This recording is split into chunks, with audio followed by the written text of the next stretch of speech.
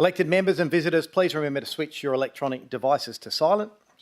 And welcome everybody. Welcome along tonight.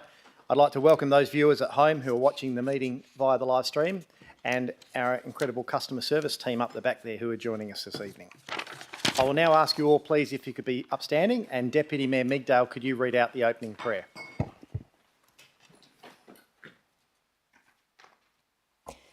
Almighty God, we ask you to guide us in all our discussions to show goodness, honesty, understanding and wisdom in all that we undertake to do.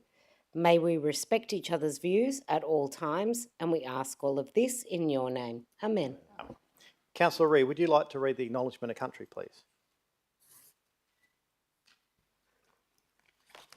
On behalf of the councillors, we'd like to acknowledge the traditional custodians of the land, the Whadjuk people of the Noongar Nation, on which this meeting is taking place, and show our respect for elders, past, present and emerging. Thank you. You can all take your seats. Without prior approval, any recording of the meeting is prohibited. No action should be taken on any resolution of council prior to written advice of the city being received. Item 1 is the official opening. Ladies and gentlemen, I declare the council meeting of the 12th of August 2025 open at 6:30 p.m. Item 2, apologies. We do have an apology this evening from Chris Hatton. 3, approved leave of absence. I have nil. Disclosures of interest. There were no disclosures from Audit Committee on the 4th of August. There were, however, 8 disclosures of interest from the Planning and Development Committee meeting last week. They're displayed on the screen behind me. Councillors, are there any other disclosures you wish to put in this evening? Councillor Reid? Yes, thank you. I'd like to disclose an interest in 12.2 CF5, and I'd like to take it on board as well, as I'm a member of the Perth Glory and they are mentioned, but I'll take it on advisement as to whether it's impartial or a financial place. Yeah, impartial, councillor. Yeah, and just obviously the paperwork if you haven't done it, councillor. Mr. Mayor, yeah, I might just add another disclosure with regard to 12.2 CF1 as well, that I have spoken to the principal in regard to that item as well. So I'll just, as an impartiality. Thank you. Mr. Silence, did you have something to read out? Thank you, Mr. Mayor. I have a declaration of interest from Councillor Ferranti for item 12.2 CF1. It's an impartiality interest as he's attended the St Kieran's during primary school. God, that was a long time ago, Councillor Ferranti. Point also, I went to the high school as well, so you might have to add that in. Thanks, Councillor. Item 5, petitions. Council has not received any petitions. Councillors, are there any unverified petitions to present this evening? Nil. Item 6, response to previous questions from members of the public taken on notice. The response to a question taken on notice at the previous council meeting is shown on page 10. I will now, with your indulgence, I will jump to item 10 just before public question time, as we do have a lot of our team here, and it'd just be nice to save them an hour of their time and do this up front. So I will ask for the announcement by the presiding member, Councillor Olo, if you'd like to present the awards. Thank you, Mr. Mayor.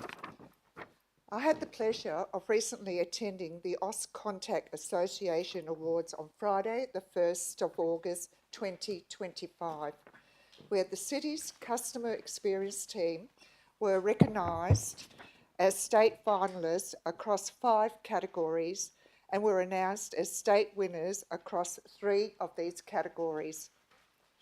The city won the state awards in the following categories: Employee Experience of the Year, Mental Health and Wellbeing for Customer Experience, 12-month Wellness Connection and Safety Program. Secondly, Coach Quality Professional. This was awarded to Team Leader Customer Experience Stacey Halicki for the development of 6 weeks coaching program aimed at lifting customer experience quality and capability within the contact centre. Thirdly, Centre Manager of the Year, awarded to our Service Leader Experience Rebecca Embleton Smith for leading leaders for purpose, curiosity and care driving people, operational and performance success. The team were also state finalists in the categories of Customer Experience Initiative of the Year, Workforce Transformation, and Customer Experience Champion. It is my honour to formally present these awards to Council tonight and to congratulate the Customer Experience team, whom many are here tonight in the gallery. I applaud you all.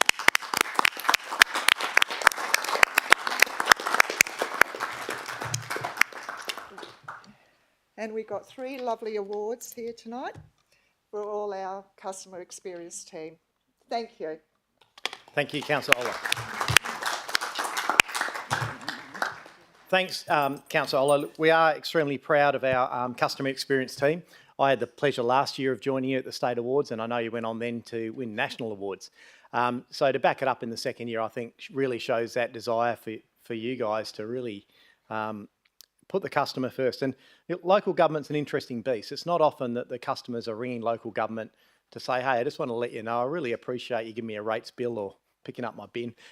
You're normally dealing with people who aren't having a great day, you know, with the challenges that they face, either interacting with our services or with their neighbours. So it's challenging. And I think the way you have improved the customer experience for our ratepayers and our residents through your desire to just do better and think of them all as an individual and a person that needs assistance is something that we as a council are extremely proud of. We congratulate all of you and really proud of your achievements. Well done. I would also just like to quickly congratulate Councillor Proud. I know that whilst we've been on leave, there was obviously a Mindarie Regional Council meeting. Councillor Proud was elected as the chair of Mindarie Regional Council. It's a significant council, or a piece of what Stirling does in terms of our waste recovery services. Councillor Proud's the second female chair of Mindarie Regional Council from Stirling. The first, actually, interestingly, being Alma Venville, who was the founding one and a freeman of the city. So congratulations, Councillor Proud, on your achievements. And I will now go on to public question time. I will start. I've got a few names here. We're not sure if a couple of them are here. If they're not, they've submitted their questions and they will be included in the minutes of this meeting. Is William Bingley here? There you go. Thank you. If you just turn the microphone on and just start with your name and your suburb and then your question, sir. William Bingley, Dianella. In the 2025 budget, rates were raised to 4.5%, increasing pressure on numerous citizens. Such a raise would indicate that the cost of the city's services have increased. Therefore, I ask the council, which city service costs have increased since the previous budget? Oh, all of them, sir. Ms Hawkins, I'll get a response. Thank you, Mr Mayor, and thank you, that's correct. Thanks, Mr Bingley. All our costs have increased across all our services. The city's operating cost base increased by over 6%, and that's really due to suppliers passing on those inflationary pressures to council.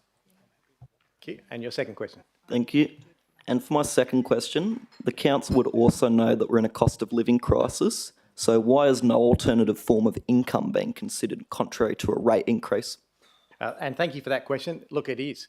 Whilst the rates base is approximately half of the budget, the other half is sourced from either fee for services, specifically if the service only affects a particular portion of ratepayers. Also, many different forms of grants and subsidies that are from federal and state government and other agencies. The other thing that council does is, you know, when I talk about regional councils, the city has had in place Catalina Regional Council for a number of years, and that is property development up in the north. Those property goes into our funds, and there's actually items on the agenda this evening where we look at where those funds are put back to the City of Stirling and then reinvested in commercial property to generate income that takes pressure off the rates increases. Cool. Thank you, Mr Mayor. Councillors. Thank you. Sarah Pfaff. Sarah here. Robin Murphy. Don't know if I've seen Robin. Nicole Barneo.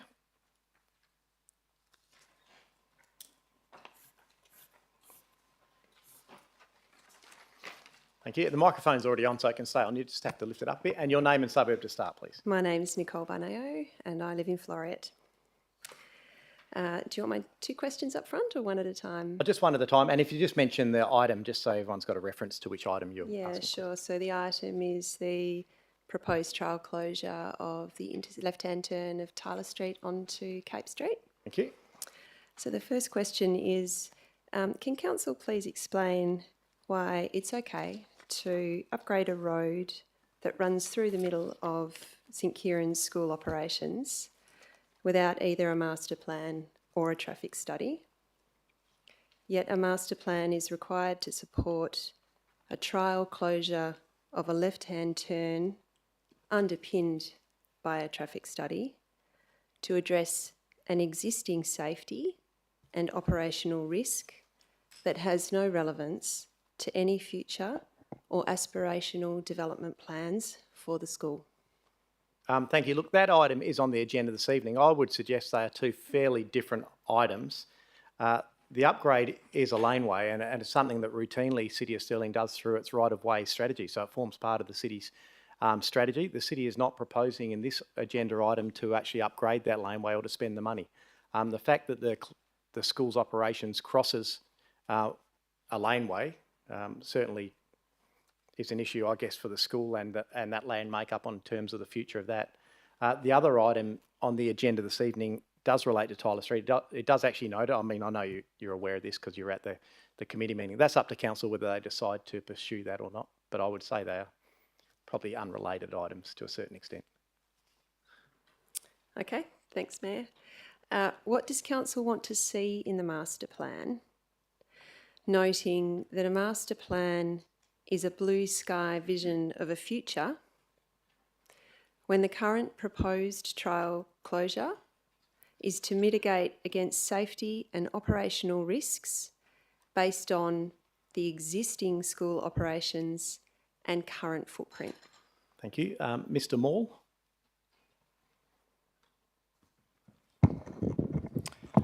Thank you, through the Mayor. The purpose of the master plan, the requirement for a master plan came about as a result of a council report considering the proposed trial closure. At that time, in order to make a fully informed decision around the trial closure, the decision was made that a master plan ought to be provided. That would provide a consolidated plan for the area and to provide certainty for both the school and the city in terms of what was going to be happening in that area to enable holistic planning to take place. The absence of the master plan means the city is unaware of how both St Kieran's and Servite College will expand in the future, noting that Servite College in particular has undertaken a lot of land acquisition in the area and is in the process of undertaking improvements to its site. But I guess a full understanding of all of these issues, including future student numbers, where those future students may be located and how they will be accommodated, and the staging around that. These are important considerations as these changes, by extension, will result in, or potentially result in, increased vehicle numbers visiting the area, and these need to be considered when making decisions around the trial closure. Thank you. Thank you. Dane Burnett?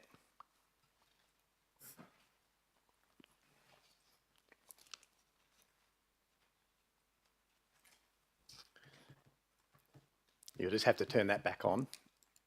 That's it. Thank you. Good evening, Mayor and councillors, and thank you for allowing us to have these questions. My two questions... And just your name and suburb to start, sorry. My name is Dane Burnett, the principal of St Kieran Catholic Primary School in Chewett Hill. Thank you. This relates to 12.2/CF1. And my first question is, St Kieran has been advocating to solve the safety and operational challenges associated with traffic flowing through the middle of its operations for over 47 years. The initial request being acknowledged by the City of Stirling on the 27th of November 1978. This concern has repeatedly raised again and again over the decades by the school or the parish. Does council not accept that there is a problem worthy of addressing within the St Kieran Catholic site, or should we wait until something more serious happens or unfolds? Thank you. Is this Mr. Streever? Are you?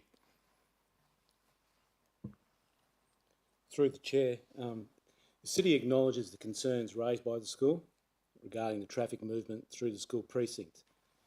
However, it is important to note that the existing road network has been in place for many years and predates the school's expansion across its boundary roads. All concerns about traffic and road safety issues have been investigated appropriately, and evidence-based decisions have been made on quantifiable traffic and crash data. Whilst acknowledging the concerns of the school and its community, the data has not indicated any inherent road design issues that have warranted intervention. The city remains open to ongoing monitoring and engagement of the school to ensure that any future changes are evidence-based and appropriately balanced with the needs of the wider community. Thank you. Mr. Burnett? Thank you. Is the council fully aware of the difference in governance and also ownership between Servite College and St Kieran Catholic Primary School? Thank you. Look, I would say the honest answer is not entirely. I think in fairness to the city officers, the discussions in more recent times around St Kieran specifically, a lot of those were brought up when the city looked at proposing the Safe Active Street program through there. And there was obviously people for it, and there was certainly some opposition towards that as well, and how it would affect the movements towards the school. The master plan wasn't seen by the city as being anything that was restricted in nature, or by the same token, it certainly doesn't mean that nothing can happen in terms of improving safety, so that's up to council this evening. It was done to be proactive in understanding that there is a school, being St Kieran's, and I guess there's a feeder school into Servite, and that there is land acquisitions and there's boundaries that are across Cape Street and Tyler Street and significant movements of children. So it was really done understanding even one of the agenda items tonight, and also the safety and the program that's being put out at the moment to receive funding for slowing all the traffic in that area, that all of those do have an effect that when they're done piecemeal don't necessarily have the desired effect. So it was really to understand what the future is to ensure that bits aren't done piecemeal along the way that then have a detrimental effect later on, if that makes sense. Don't know if I made that any clearer for you, sir. No, thank you, Mayor. Michael Shrews.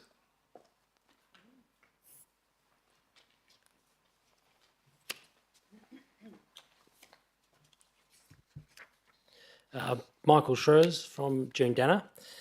My first question, can council please explain the relevance of a master plan in addressing the immediate safety and operational issues associated with the current operations of the school that have been pre-existing for many years with many near misses? Thank you for that. And it's not necessarily, I guess I did answer some of that previously. It's not necessarily the master plan is related directly to the safety issues. Obviously, there's issues that even if there's traffic management there, the school will have to continue to address with children crossing the road. And I know they're aware of that. Council is able to make decisions on those safety issues and do something. The master plan really was seen as a plan for traffic movements, and it would be acknowledged that any closure of any road there would also have significant impacts on other road networks and those movements. So it was the desire to understand all of those in the context of the whole area. And my second question, would it help if Catholic education were to make a financial contribution to the trial road closure? I don't know if that's legal. No, look, it certainly, I don't think, all I can say is in discussions this council has had, it's done on merit. You know, this council will make a decision tonight based on the merit of applications, the risk, the consultation, the community. I don't think we've necessarily been in situations that we have to have financial contributions for those to be done, sir. Right, thank you. The good old days. Roland Hadley.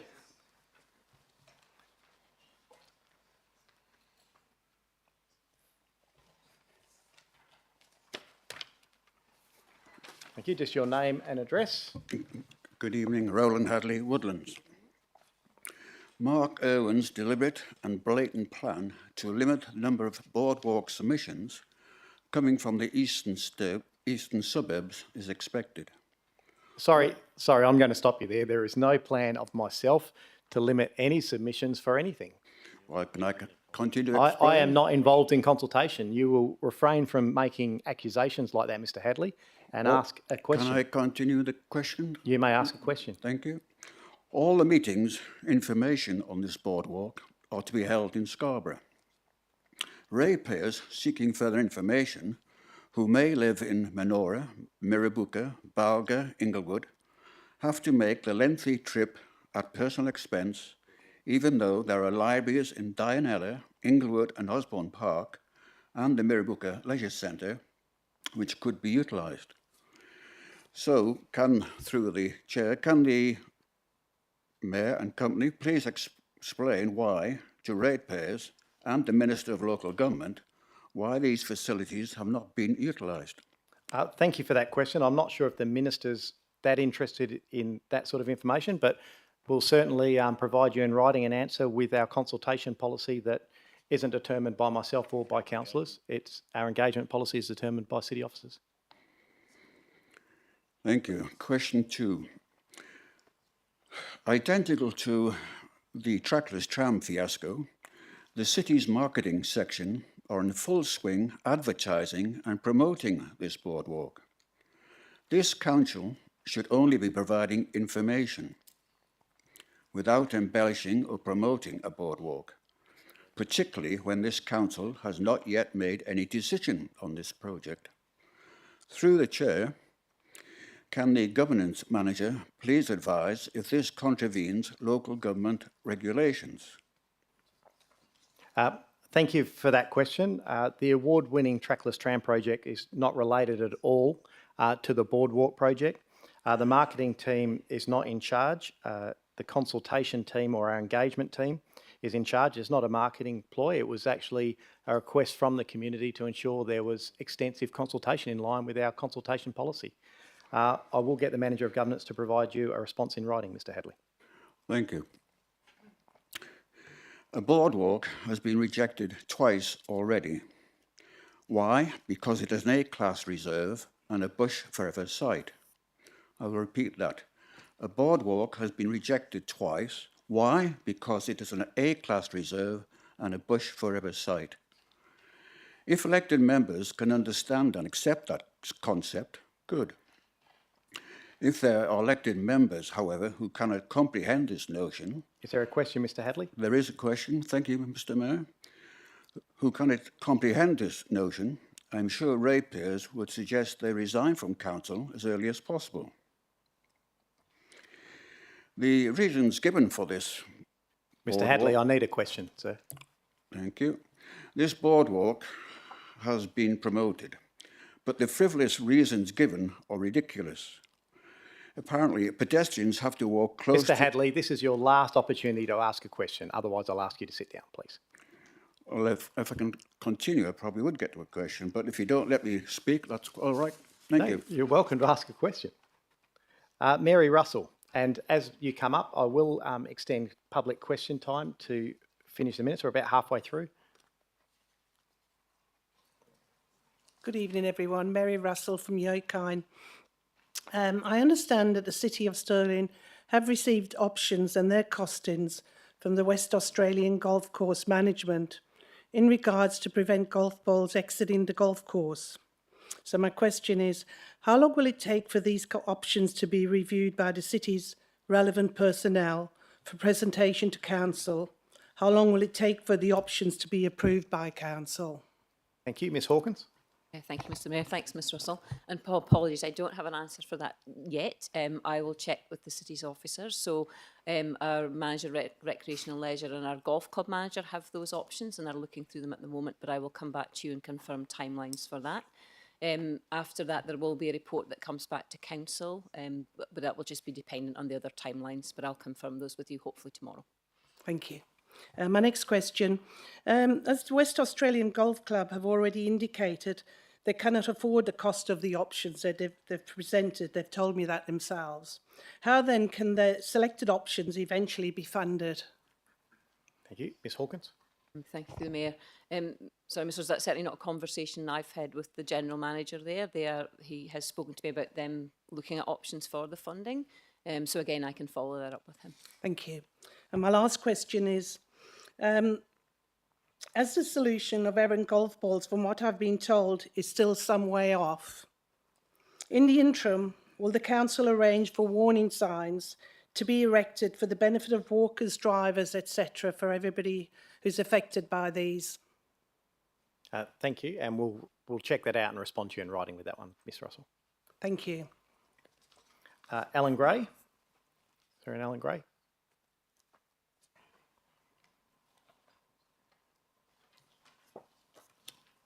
Thank you. Just your name and suburbs. Alan Gray, Trig. My question relates to the clarification of submissions for the Scarborough Boardwalk. At an information giving session, it was claimed that the only way to do that was to scan the QR code and do it through on your mobile phone and tap it. That didn't seem right to me. I would have thought that the City of Stirling would have been much wider than that in gathering information via a whole different range of feedback sources. So I rang the City of Stirling and asked, and the lady who took my call very kindly didn't know the answer but went away and checked and rang me back and told me that that isn't the case. So what is it that is the case? Is the City of Stirling willing to accept information coming from handwritten forms, from typed forms, from emails, from the mobile phone? I'm unsure, and I would like to know the answer, please. Thank you for that question. We'll provide you the response in writing in terms of all the different forms. My understanding is there is a hard copy form submission that is available, but it's certainly not only through QR code you're able to access on the website, but we'll provide you a full response in writing. Right, but the question I asked was, can it come from a variety of sources? You're just saying either the QR code or the hard copy. No, I'm not saying that. I'm saying Well, you did we'll say provide that. you that response in writing. My understanding is there is a hard copy submission form that is available for people to write on. Right, thank you. But we'll provide you the correct response just to make sure with all those different forms. Right, I've read what the City of Stirling says, and it does encourage a wide range of reply. Thank you. Yes. Lisa Thompson.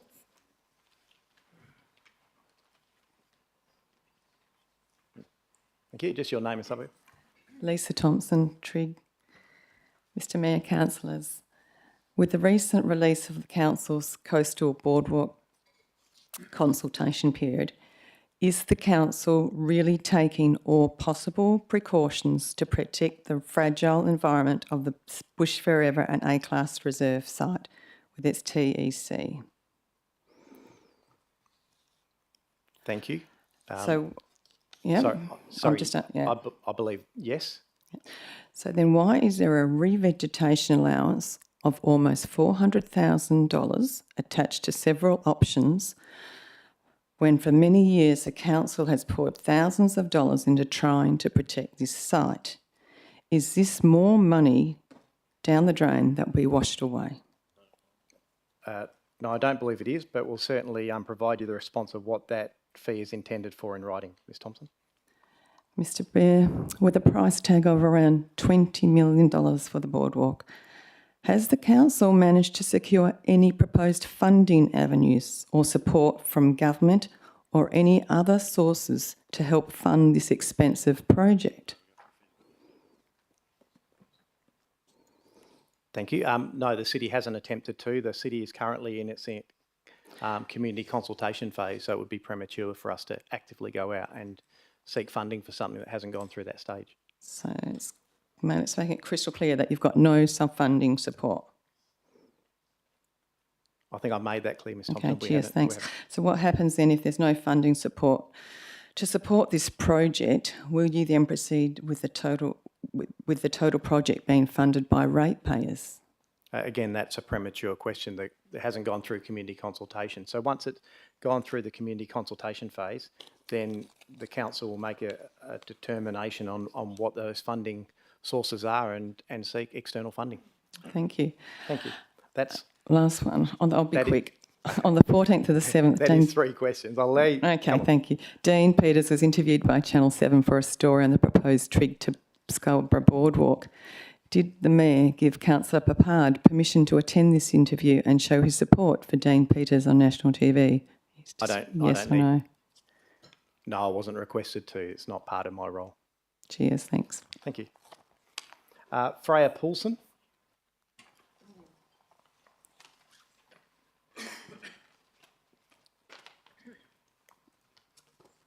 Thank you. Hi. Just your name and suburb to start, please. Freya Paulson, Dianella. My questions relate to a development application. The number is 25/0741. It's a development application for a change of use from a dwelling to a residential building in Dianella, where the owner would like to continue to operate a hostel that has already been operated out of a family home. My first question is, I understand that this development application has been called into council and that this is a relatively uncommon occurrence in terms of the way that these sorts of things are processed. So my question is, can you confirm why this has been called into council? Thank you. Ms Lambaka. Thank you, through you, Mr Mayor. So that was called in at the request of the ward councillors. Usually if there's community, a ward council would normally call in an item if there was significant community interest for or against something. Okay, thank you. Just to make it more transparent. Yep, okay, thank you. My second question is just about the timing. I was told verbally by one of your planning officers that it was going to be adjudicated on September the 2nd. And I was wondering, can you please confirm if that is the case? Ms Lambaka. Thank you, through you, Mr Mayor. That is correct. Sometimes an item is scheduled and then it might be pulled, it might need more information from the applicant, but at this stage it's the 2nd of September that it'll go to committee. Great, thank you. My final question is, despite the fact that the development application is in process, the hostel has already been illegally operating for over a year, which council and the City of Stirling have been made aware of. My question is, what is the council and what are the council members doing to work with the city to get this shut down and to prevent similar operations from proliferating in the City of Stirling? Thank you. Ms Lambaka. Thank you, through you, Mr Mayor. So as you're aware, Ms Paulson, this has been going on for a long time and the council has been doing a number of things. So we've investigated it from a planning perspective, from a building perspective and from an environmental health perspective. We've had a mobile CCTV unit stationed outside and officers have been working with the community as well as the applicant to try and bring this bring the development application to council to be considered to begin with and for a council determination. So it has been going on for a long time and we've been doing a lot of things back of house and with community and with the applicant. Okay, but in terms of the enforcement I'm sorry, we can't have an open conversation, but we're happy to have Ms Lambaka give you contact and maybe organise a meeting tomorrow or a phone call to go through those. Great, thank you. David Lombardo. Thank you. Just your name and suburb. Thank you, Mr Mayor. David Lombardo, Stirling. To date, Council has, in the interest of orderly, holistic and proper planning principles, been requesting a master plan for both St Cairns and Servite College. Is Council position is still to seek both master plans, or should Council direct both owners of the schools to produce an overall master plan for both schools and the church so informed decisions can be made on public roads, etc.? Look, thank you for that question. I'll try to answer in my knowledge and I'll get officers to correct me if I'm wrong. I think it's important with these items on the agenda this evening. Council hasn't directed the school or there's no mandated necessity or legality to say there has to be a master plan. It was done in agreement, I believe, with the school to a certain extent on the fact there were so many different traffic modifications and plans around that area. It doesn't necessarily mean that the City of Stirling councillors this evening can or can't make a decision on whether they trial something or close a road or do something to a laneway or do any of those things. The desire was to have a master plan presented. That's why there's a current resolution that says that. But I don't think it was something that is mandated by this council. Ms Lambaka. Thank you, through you, Mr. Mayor. And just to add from a planning perspective, a master plan isn't a statutory planning document. So in the planning legislation, you can have higher order documents like structure plans and local development plans, and then you get down to the detail in the development application plans. A master plan doesn't fit within the planning legislation. The request for a master plan in this instance was to understand the staging that might occur for the schools, noting these schools exist in an infill area with residential, so you do have residents to consider, as well as broader community, as well as the education precinct. Thank you. Thank you. Margaret Bond.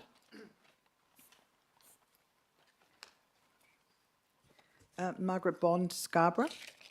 Mr Mayor, councillors, the City paid Urbis $61,000 of ratepayer funds to complete a comprehensive economic impact assessment. The result, a 4-page summary report, was published on the community consultation page. The report claims that $3.30 return of investment for every dollar spent if the proposed boardwalk was constructed. However, no calculations or methodology has been provided. This information was generated from a survey of a mere 29 local businesses of 24,000 businesses in the City of Stirling. My question, why has the City refused to share the full Urbis economic impact assessment despite numerous requests to do so? Thank you for that question, and we will respond to you in writing to give you the detail of that. Thank you, Mr Mayor. My second question, the environmental impact assessment claimed that the proposed coastal boardwalk would alleviate parking congestion in Scarborough. The City knows that as soon as the temperature hits 30 degrees, the car parks of Trigg and Scarborough are full. My question, please explain how the proposed coastal boardwalk would alleviate parking congestion in Scarborough. Thank you for that question. I think most of those references would be towards those times, for example, a Thursday afternoon when people start heading into the markets and could park in the Southern Trigg car park. I didn't mention the markets, I just said 30 degrees and it's most of the year. No, I understand summer, that. so And I don't disagree with you. I think on those days when it's 35 degrees, all those car parks are full. I agree with you. So how will the boardwalk alleviate the parking congestion? I would suggest on the day when it's 35 degrees and all the car parks are full, it won't, Miss Bond. I'm not arguing with you. Question 3. Natural Areas Consulting 2025 has stated a potential risk to vegetation if the boardwalk is constructed within the site includes trampling, accidental fire ignition, vandalism and littering. It was recommended that the design process include the development of fencing to limit unrestricted access and to follow the best practices and principles to minimise crime. Katerra stated that the rationale for the boardwalk was to reduce trampling through the dunes, and now Natural Areas has informed the City that the fire risk, litter, trampling and crime will likely increase with the boardwalk. Has the cost and environmental impacts for security, CCTV and fencing mitigation strategies been determined and shared with the public, and if so, why not? Thank you for that question, and we'll respond to you in writing, Ms Bond. Thank you, Mr Mayor. Mike Masiello.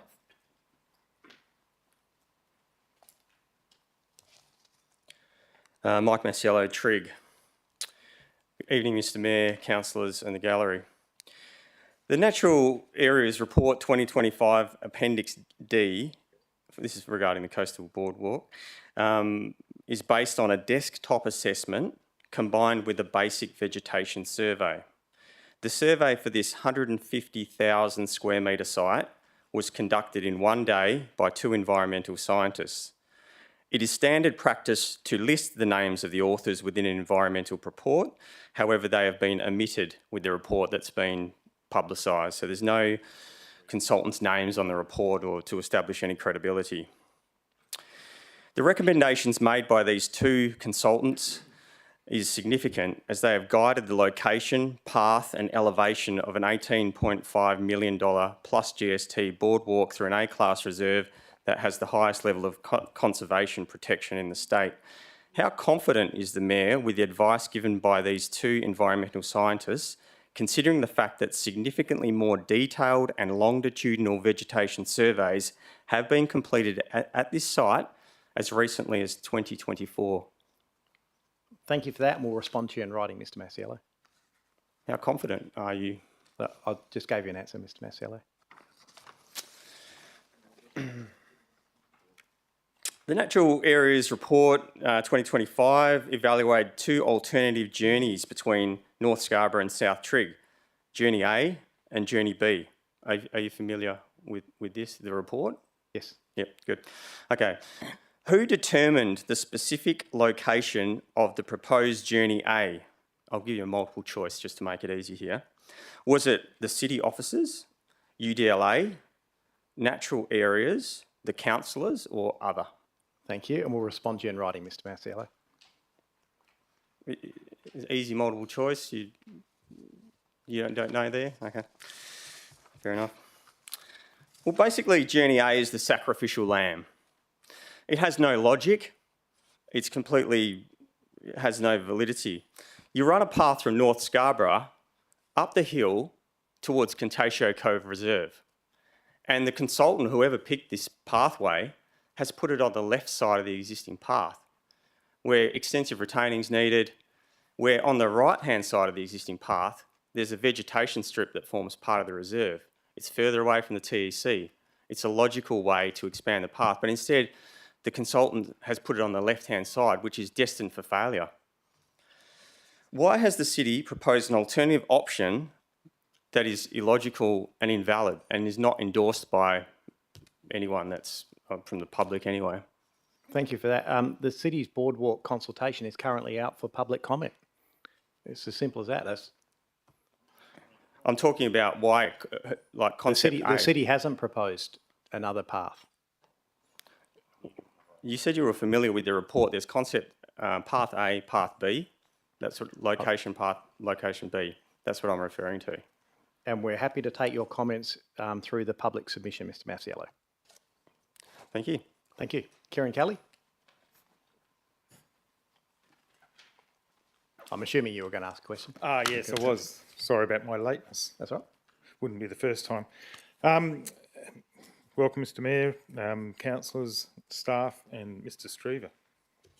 I note in tonight's agenda, 12.2 CF5, page 203, that the council has again made an additional payment of $500,000 on top of the already $700,000 to facilitate the relocation of the, in my opinion, not very good, but privately owned and funded Perth Glory Sporting Club.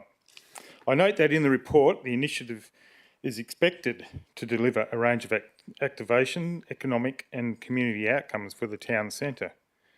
Is to be expected good enough to spend this $1.25 million on this project? Also, it states that a bespoke sponsorship agreement has been implemented. My first question, as a ratepayer/shareholder, can you please explain what this bespoke agreement is? I'll get Mr Quirk to provide some of it, and we may have to give you a response in writing with the rest. Yes, through you, Mr Mayor. Thanks for the question, Mr Kelly. Look, there's a variety of marketing and economic development benefits that we've negotiated with the Perth Glory. They include things like player attendances at local schools, local sporting clubs, the club's family fun day being located within the city of Stirling, and a number of activations happening at Herb Graham Recreation Centre. So more than happy to give you an overview of that in writing, but we are comfortable that those community and economic benefits add value to the Glory being located in Mirrabooka. Okay, my second question, can the council please inform who were the previous users of the ground and building that the Perth Glory are now using in Mirrabooka, and where have they been relocated to, and what has been the financial difference since those clubs have moved out and Glory moved in? Yes, we can. We'll respond to you in writing with that one. Thank you. And my third question, what is the total cost to the council so far for the relocation of the Perth Glory to Mirrabooka, taking into account the city's staff time, any consultants that have been involved, the city's Parks Department for turf reticulation and fencing projects, infrastructure upgrades and any advertising and events. Thank you for that question, and we'll respond to you in writing with that detail. Right, thank you very much. That's all I have on my list. Have I missed anyone? If not, thank you for your patience through those questions. We'll go on to item 8, which is application for leave of absence. Councillors, are there any requests for leave of absence? Deputy Mayor. Thank you, Mayor. Erwin, I have put in a leave of absence from the 1st through the 8th of September inclusive. Thank you for that. Can I just have are there any others?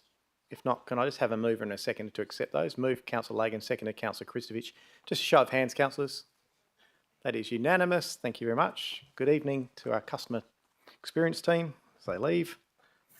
We'll go on to item 9, confirmation of minutes. Can I have a mover and a seconder to accept the minutes of the ordinary meeting of council held on the 1st of July, please? Move Councillor Papard, seconded Councillor Perkoff. And a show of hands to accept those minutes. That is unanimous. Thank you, councillors. We've already done item 10, announcements. Item 11, unresolved business. Sorry, my apologies. Go back to item 9. There are a second set. Councillors, can I also have a mover and a seconder to accept the minutes of the special meeting of council held on the 22nd of July 2025? Move Councillor Proud and seconder Councillor Thornton, and just a show of hands to accept those minutes. Appreciate that. That is unanimous. Thank you. Thank you to our Manager of Governance picking that up. 11, we have nil. Item 12, reports and recommendations from committee. We'll first go to the Audit Committee recommendations held on the 4th of August. There was 2 items in that report. Are there any of those that need to be pulled out this evening, councillors? Councillor Ree?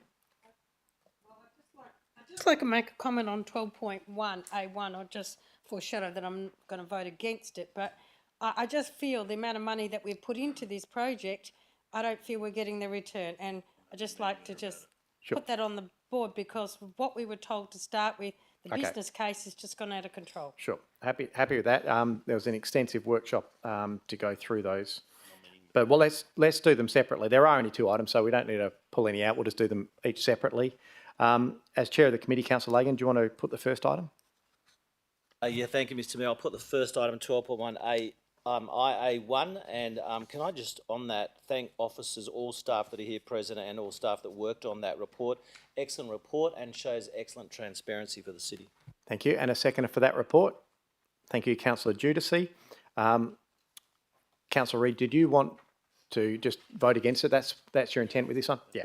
Okay, so what we'll do is if no one's opposed to that for debate, then I'll just put that item, and that way you can vote how you wish for 12.1 IA1.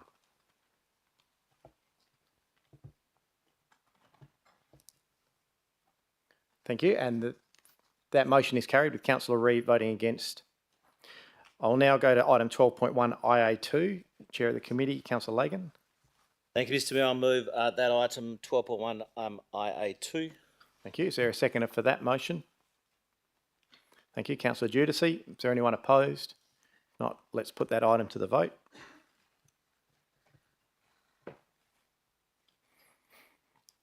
Thank you. That is unanimous.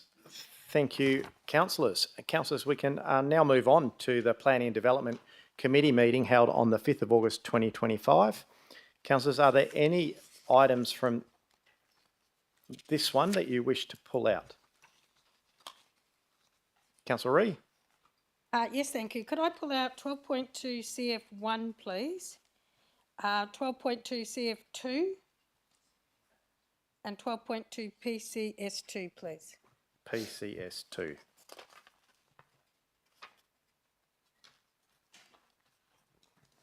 And 12.2 PCS3, please.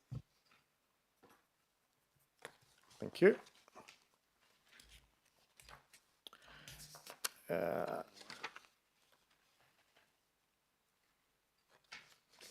Let me just clarify the absolute majority ones, Manager. Do they have to be pulled out? No, they don't. Okay. All right, councillors, so we will start with item 12.2 CF1. This is the update on the right-of-way 22015 master plan for St Kieran Primary and Servite College Troll intersection closure, Tyler and Cape Street, Churchill Hill on page 25 has been pulled out. As chair of the committee, Councillor Proud. Thank you, Mr Mayor. I'm so pleased this has been withdrawn because we just briefly touched on it at committee.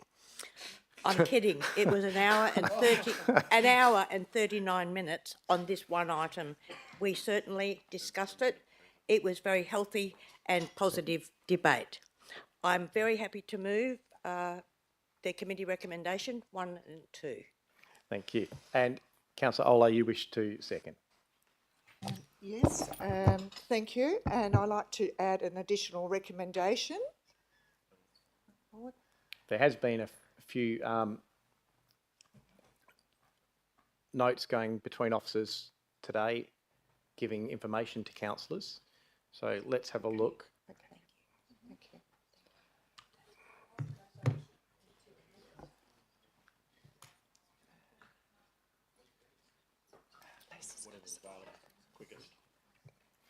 I think it was because this part, even though it's in a planning and development report, I guess the trial closure could go into, it crosses into the infrastructure.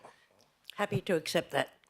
Right. Given, I'm just getting understanding. So what I might do, given that this was discussed at committee, but we're now just discussing going to community consultation rather than actually doing it. There is consultation at the moment. I might just get some officers' comments on this. So effectively the councillors are asking if the addition is not to actually progress with the closure right now, but to go to consultation. What does this mean? I might get, as the author, Ms Lambaka, and then I might get engineering just to provide some comment for councillors. Thank you. Through you, Mr Mayor. So, as you said, this is an engineering matter, but my understanding of a trail closure, and any closure for that matter, requires consultation prior to that closure, but I will get Mr Streever just to clarify that process. Mr Streever? Yeah, through the chair, that is correct. I mean, Local Government Act allows for this community consultation, so it's an integral part to seeing how the trial closure is seen in the eyes of the residents around the school and the college. Thank you. So let's leave it as additional. Councillors, I'm also happy to put this separately. That way it doesn't change the intent of the committee recommendation. So that they sit there separately. It's only asking for consultation. So we'll leave that as a substantive. Is anyone opposed for the purpose of debate for this one? Yes? Sure. Councillor Thornton. Thank you, Mr Mayor. So if it does go out to community consultation and we receive, you know, a number of opposed and support, do we give different weightings to those residents who are closer as opposed to who are out of the suburb? As Councillor Ree will tell you, the new matrix that goes through a community engagement does discern who the local residents are, etc., as opposed to, you know, the wider population, those things, and that's all weighted in the way the consultation happens. For Councillor Ree. Just to clarify, for people may not understand, and I take on board your comment about item 4. I have no problem with it. I think it's really important that we do consult both sides, etc. Maybe that we put the report be presented to the next available rather than future. Future could be 2029, the rate we're going. So even though you said it would be the next available, but could we not put yeah, next we can put available? that. I think it was just the intent was there. It was just after following the consultation. Yeah. Everyone's happy with that. Is anyone opposed to this for debate, or are you happy that that's settled? All right, so we will put these separately. I think it's easy if we put them. Are there any that have to go together? No. I think we can, yeah. Yeah, well, let's just do the first two and then the second two, hey? That might shortcut it, I think. So I will put, all we're voting on at the moment is 1 and 2. We're putting them together, 1 and 2. That is unanimous. Thank you, councillors. We're now doing the second two. So this is for consultation for a trial closure and then a following report, which would obviously come back on those results. So we'll now vote on these two, please.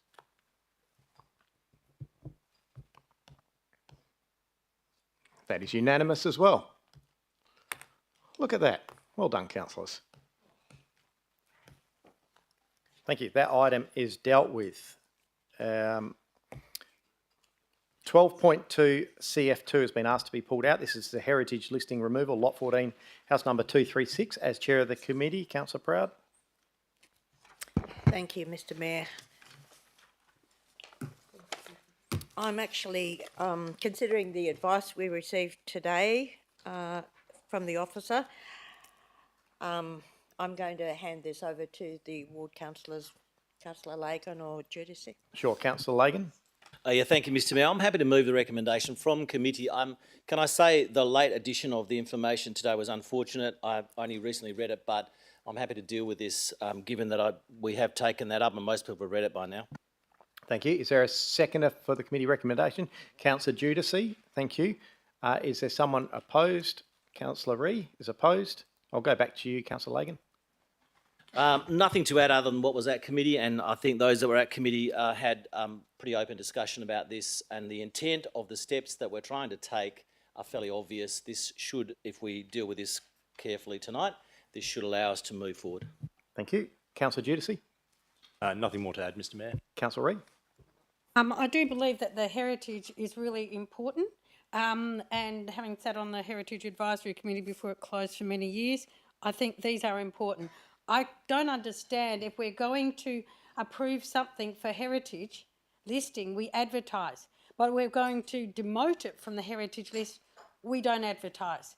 So I believe I'd like to put a referral of this committee on council that it goes back out for consultation to be fair, open and transparent and in accordance with our heritage guidelines where we're trying to encourage heritage. So it should be referred back to...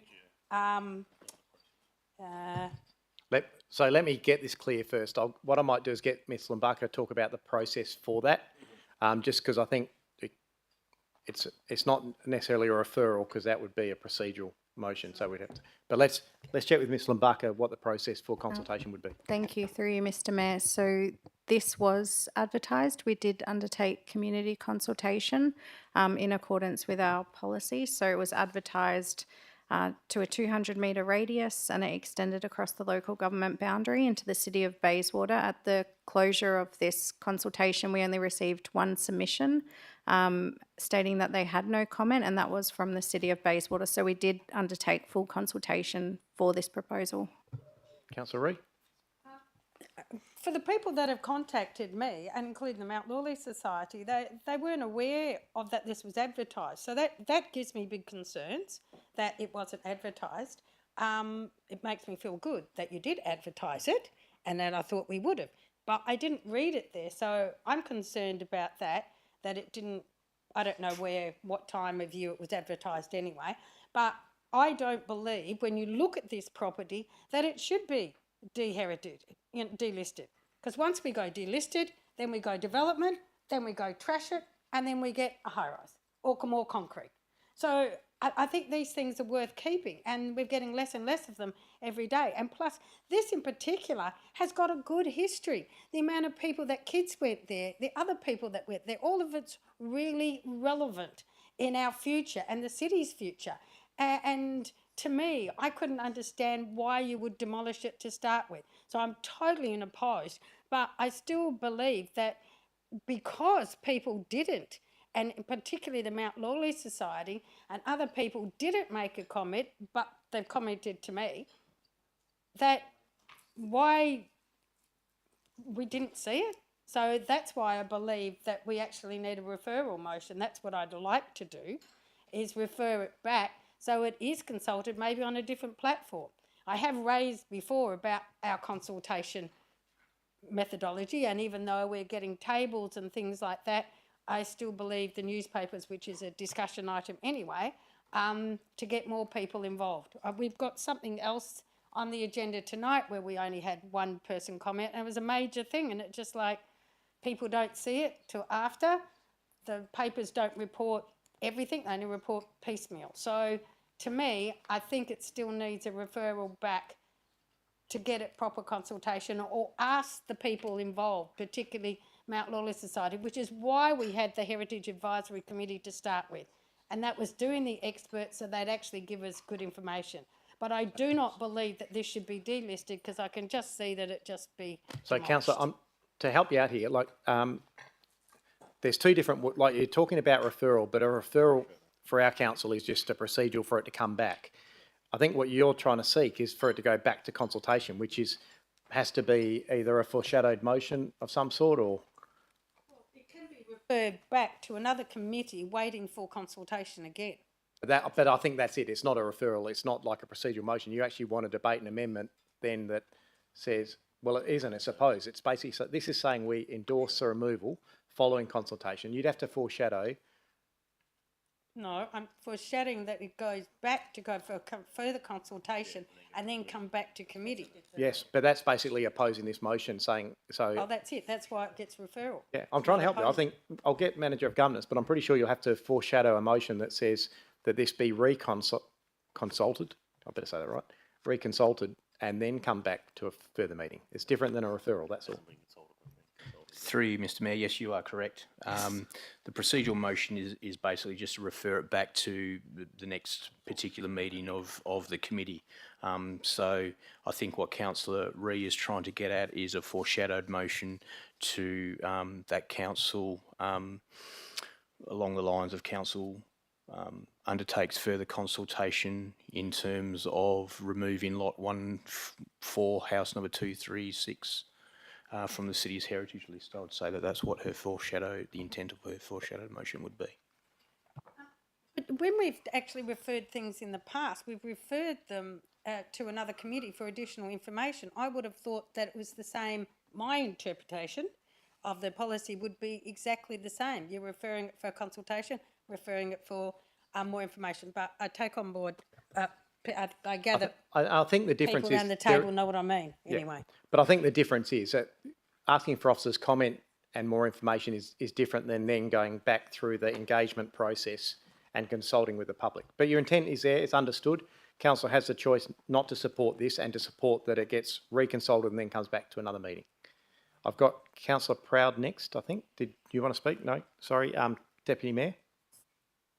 Thanks, Mr. Mayor. And I'm not going to speak on this ad nauseum, but just to say this is a property that is currently on a heritage list.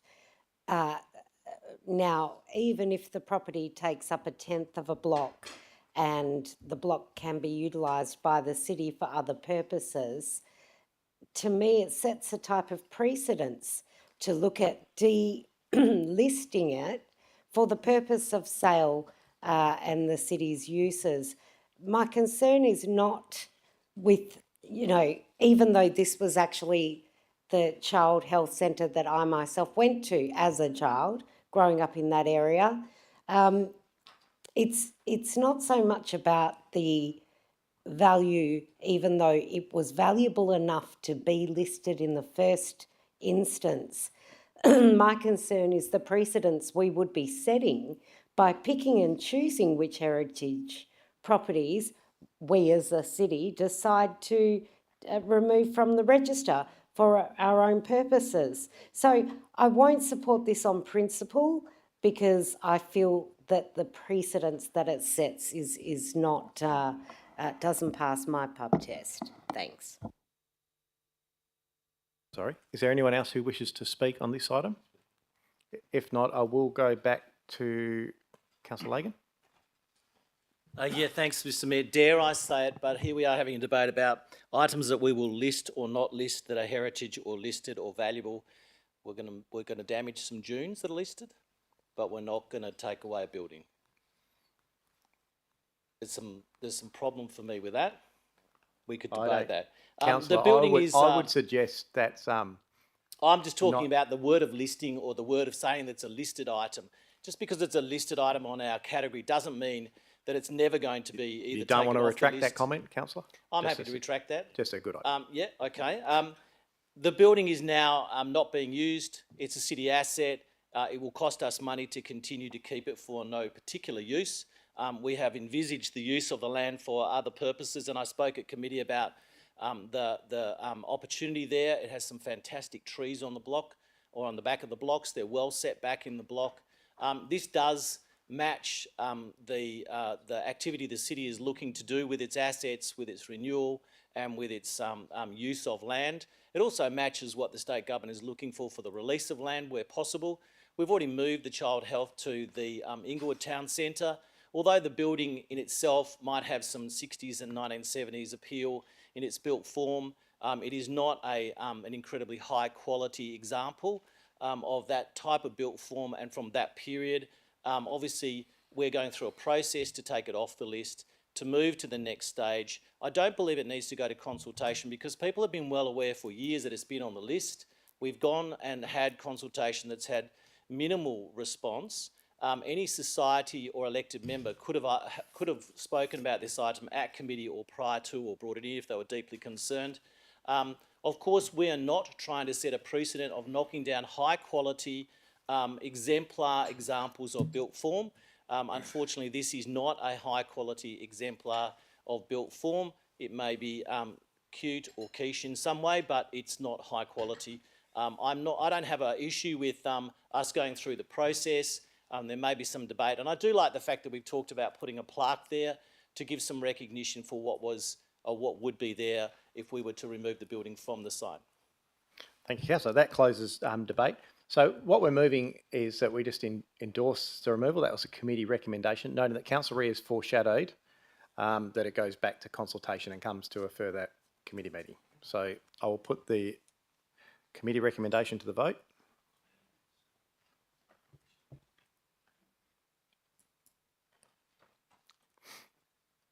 Thank you. And that motion is carried. Oh, yeah, it's carried. Noting that for Councillor Crowder, Giudice, Kristovich, Lagan, Olo, Papard, Perkoff and Proud, and against Councillor Dudek, Ferrante, Migdal, Ree, Thornton and myself. We will now go to item 12.2 PCS2, the major land transaction, and that's been pulled out.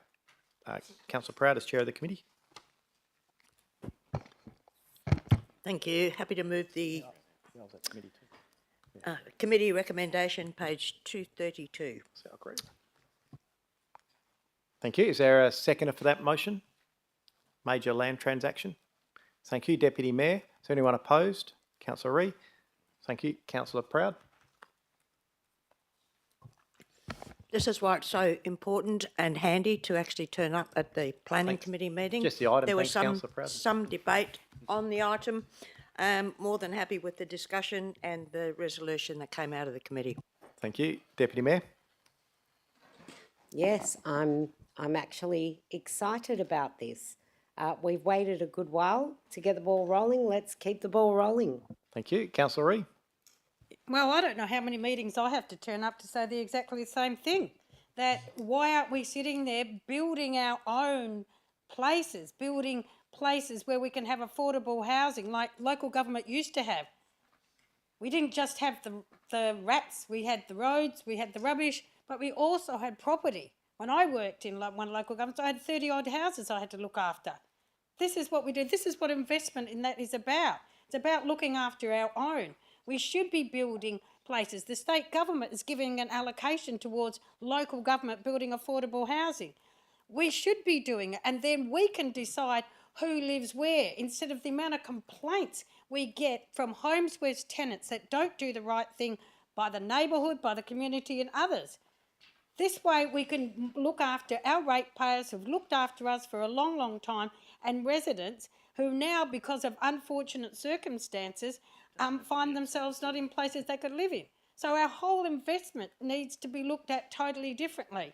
And we should be looking after our own, and it should be investing in the city. And I haven't said that once, I've said that lots of times for those that come to meetings where I am. Thank you.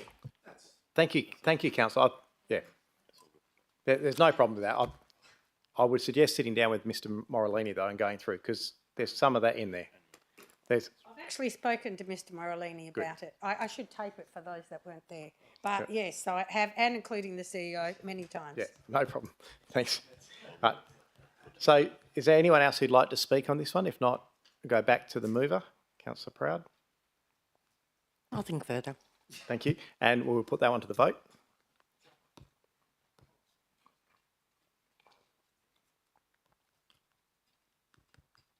Who's got us? That's right.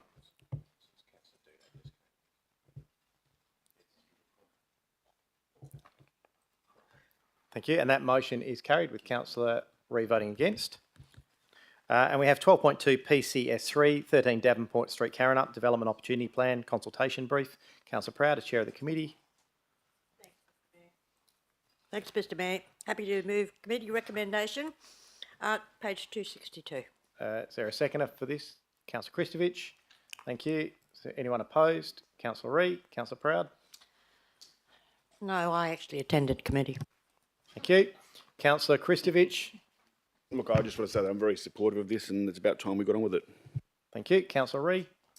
For those that were at the original discussions, those that live in the neighbourhood, particularly those that live in Karrinyup and nearby, there has been a lot of discussions. However, I'm interested to know why we don't have at the beginning on page 264, why we don't actually have the comment that this library was gifted to the residents of Stirling, the public at Stirling, the community at Stirling by the RNI Bank. I think the report makes it very clear that it's a city property. That's why it's part of this agenda item. Gifted to the city ratepayers, the residents, Yes. to build a library. It wasn't gifted to the city to sell it to parking and everything. And for those around the table who listened to the development many times of this site, the community is very much in favour of keeping the library where it is. And this council, Councillor, at the time... I just want to say that the actual agenda item doesn't say that this site is getting sold for parking. It gives authority for the brief to give those options and for the community to have their say. I don't think community has had their say that they want the library to stay there and look the same. There is no intent of this agenda item. This is purposely a very public item to show that there is an opportunity there with a city-owned land that is an ageing asset to place another library either there or on another site. So I just don't want to preempt what will happen. That's up to council to decide. You'll continue to debate. Many of the discussions that have come up when they actually have done presentations here, and that's going back to not Sanderlock, the original fellow, which can't think of the top of my head, and they actually talked about having a room allocated in the shopping centre. They talked about whether or not it should be outside, whether or not there should be a bridge so people can go. There was lots of different ideas have come up at different stages, but what was maintained by the people was they wanted the library to stand alone. They didn't want it part of the shopping centre. The comment was that cost and everything goes up. I'm very happy that the staff actually wrote that there was no input by the officers in this. Now, this was by developers made the comment, no input by the officers, no input by the public, which I think is a bit of a shame. But also, it says in here that, you know, we're engaging a consultant. And yet, if we look at page 265, we have no cost. What are we giving, a blank cheque? $500,000 boardwalk, $500,000 to this, $500,000. These consultants must be doing extremely well. There is no cost on this. We can't approve something unless it has a cost.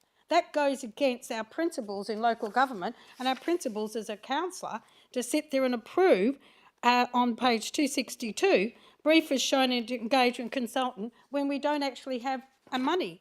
So I'll just get Mr Roddick to provide some comment too. Ms Hawkins, provide some comment. Thank you, through Mr Mayor. Thanks, Councillor Ree. And I suppose two things. So the brief comes in front of council because of the delegated authority. As to the Mayor's point, we did want to make this a confidential report, so we haven't put the budget figure in there, just because it is public and therefore any potential proponent would then know what the budget was that the city has. But certainly we can provide that to you out of session. point, I don't understand then. How can we have a report that says that we're going to give a consultant $500,000 for a boardwalk and we don't tell us what we're going to do here? We had Perth Glory, they were Council, let's keep it consultant. on this topic, please. We've got consultants coming out of our ears, but normally they're in here. I don't think it's good governance for us to approve something with no costings. And I'm sorry, but that's the way I feel. I'll get And Ms I will- Hawkins to explain the delegation here. I understand the delegation, but I just want to also make the comment, this isn't new to this council. This has been talked about for ages and ages, since before the Karrinyup Shopping Centre was done, without a structure plan, which we did mention again with Diane Ellerman Close. It doesn't have a structure plan. It's a bit like the Stirling City Centre had a structure plan, but someone forgot to put it in to get approved. You know, these things are supposed to be guidelines for both councillors, both the community and the staff. So to me, we're doing things, I don't know, sometimes back to front, that we shouldn't be going in this direction. And I don't believe that this way is going to go further. They are putting consultants in. They should be doing it, not us spending all this money. And I don't think that this is the way to go. And I am still concerned, and I have been to I don't know how many meetings on this, even before they built the shopping centre, about what was to happen.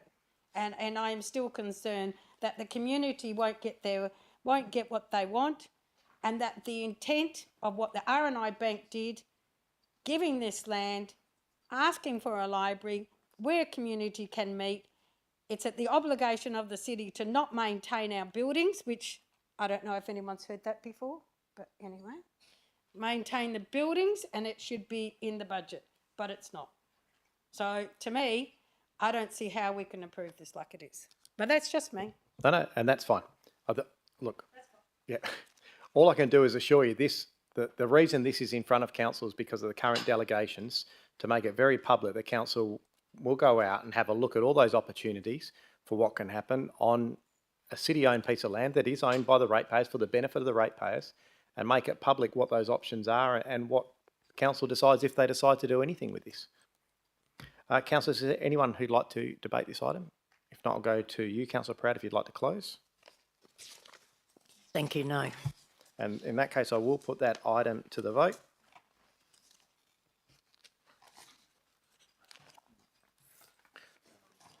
Thanks, Councillor. That is carried with Councillor Dudek and Councillor Ree voting against, while the councillors voting for it. We'll now go to you, Councillor Proud, for the balance of the reports, please. Happy to move the balance of Planning and Development Committee. Thank you. Thank you. Is there a seconder for the balance of reports? Councillor Perkoff. Thank you. And we'll put the balance of reports to the vote. Thank you. That is unanimous. Members of the gallery, viewers at home, the remainder of the Planning and Development Committee recommendations have been adopted by exception resolution, Council.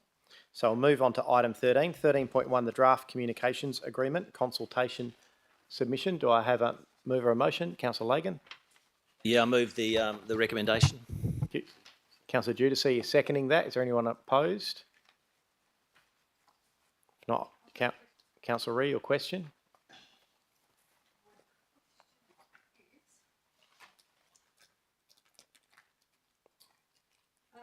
Question is, I'd like to just make the comment that I was very impressed by our comments back to say no. I thought that was very well written, us saying no to some of their questions. So it's very good points. Thank you. But on page 290, if someone breaches these policies, who decides what happens next? Because it doesn't. Mr. Slents. Through you, Mr. Mayor, as detailed in the report and in the submission, one of the concerns we had with the proposal of the draft orders and the regulations was that it would include some provisions within the elected members' code of conduct and, of course, the employees' code of conduct.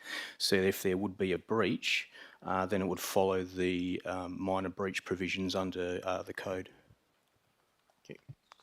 Thank you. Another question, Councillor Reid? But then that's an issue in itself. So what if the CEO or the officers or the mayor giving the wrong information? Because the way you read it, you know, if, like, for example, the Current Library didn't have in there that this land was gifted. Now, one could argue, depending on if you're a rogue person or not, you could argue that that officer gave the wrong information. So therefore, they could be charged under this, which I think is terrible. And that's why I do agree with some of the comments we've made. But I think that we needed to maybe be a bit stronger in our comments back. So I don't know whether or not... Councillor Ree, it's getting close to debate, so I'll go. No, I don't know whether... Well, anyway, against it, but I don't know whether with under 3 that one has been submitted for consideration, any of the amendments having adopted be forward to Welga. I mean, is that backwards? Is that... Mr Salence? I don't know whether or not we actually need to. Through, as detailed in the report, Mr Mayor, the closing time for submissions through to Walga was before council could actually determine this particular item. So what recommendation 3 is purporting is that we have submitted the draft submission that is included in this agenda item. However, if there is changes to the submission as a result of any council resolutions, we of course would forward that through to Walga in due course. Well, I can understand that, but maybe that could have been worded a bit differently prior to sanction by council. But yes, I accept that. Thank you. So there's no one opposed, so it's moved Councillor Lagan, seconded Councillor Giudice. I'll put that to the vote.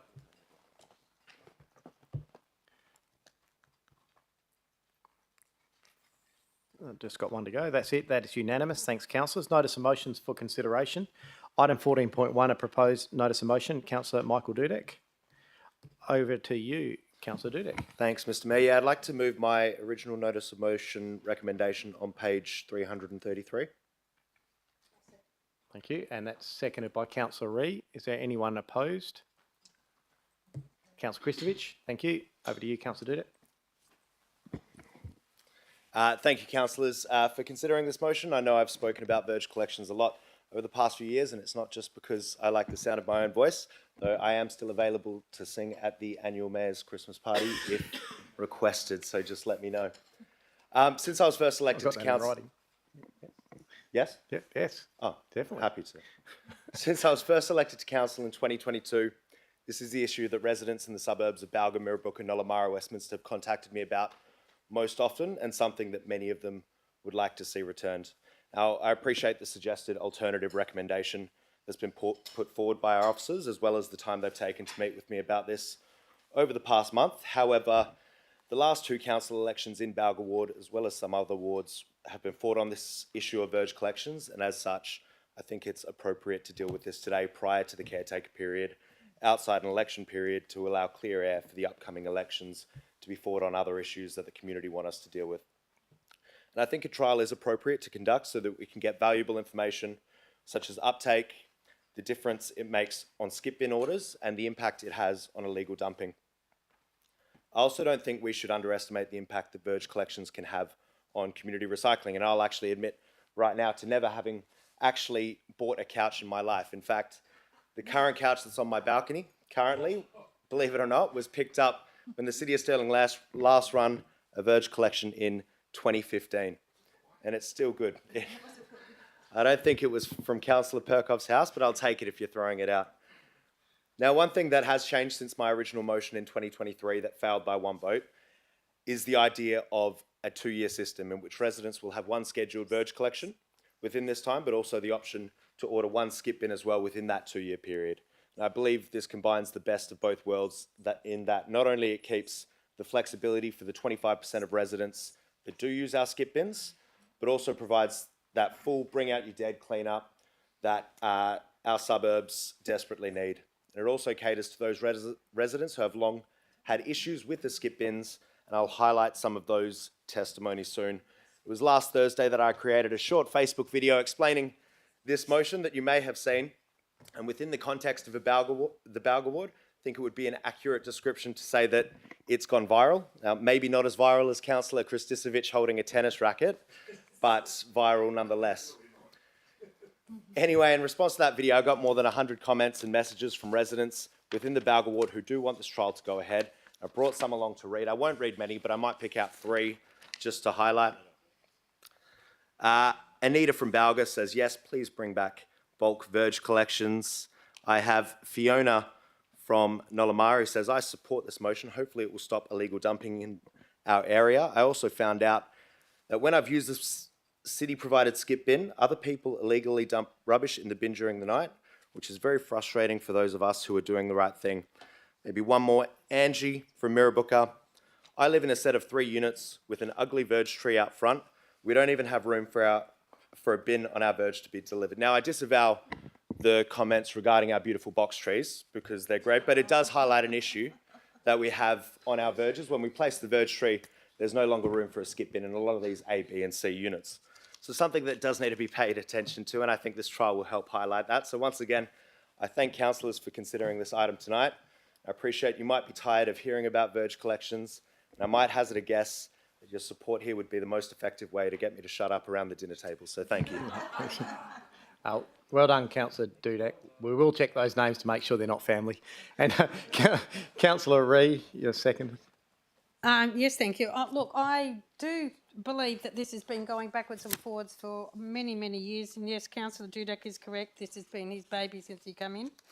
I do question, though, on page 334, why would we go for another report? How many reports do we need of statistics of people saying they want verge collection and not? Why we've had this report done so many times? Okay. Why weren't they included? Because because this is a process. So let's be very clear. If a councillor tonight raises a notice of motion for the next meeting, then it comes back to council. That's been the process. So it comes back to council, and officers will always recommend that a full report comes back to council. It's up to council whether they decide if that report comes back. Councillor Dudek's chosen to put it straight to you that the obvious reason is there's significant financial and resourcing issues. That would be the main reason. But it's up to council to decide if they go ahead with it. Well, that's true under the standing orders. However, in the details on page 334, for councillors to make a decision, we should have had in 2000, it's got 2014, the city introduced blah, blah. In 2000, I think it was 2020, we had a report on whether or not to do it. Then we had one just after COVID because of the issues going on with COVID. I would have thought that would be included to help councillors say, well, do we really need to do it again? Do we not need to do it again? That's all I'm saying. But that's what that's what the officers have recommended. The alternative recommendation is for them to put all that in a report, as is the normal process. Yeah, but no, what I'm saying is that if we can make a comment at 214, we could have made the other comments in this would give people assistance. But I think anyone can just research it or ask the lovely people in governance to find it if it's before 2018, because it's not on the website. Then they will know that this is something that should just go ahead now. We can't keep going backwards and forwards. It's Mr. silly. Slents, can you provide some comment on this? No. Huh? Yeah. I have Councillor Kristovich. Mr. Mayor, I'd obviously like to foreshadow the alternative recommendation as well. Now, what I want to just comment here is we've just heard Councillor Dudek and Councillor Reid talk about how widely this has been advertised.